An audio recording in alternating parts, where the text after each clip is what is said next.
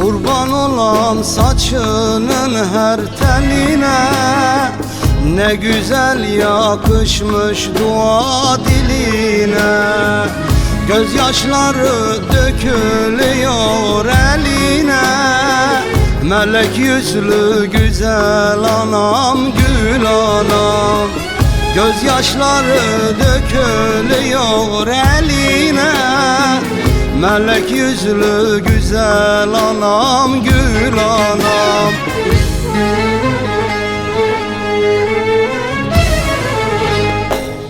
En temiz sevgidir ana sevgisi, kimselerde yok ana merhameti. Hakkı hiç ödenmez kurban olduğum, melek yüzlü güzel anam, gül anam. En temiz sevgidir ana sevgisi, kimselerde yok ana merhameti.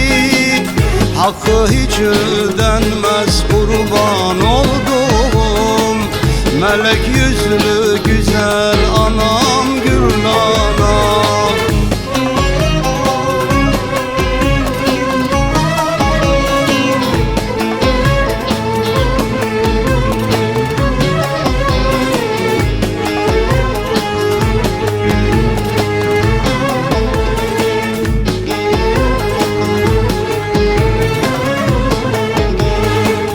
Ana gibi yar bulunmaz kardeşim, herkesten daha sadık arkadaşım.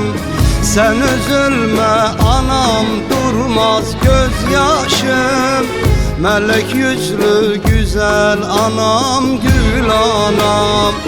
Sen üzülme anam, durmaz gözyaşım, melek yüzlü güzel anam, gül anam.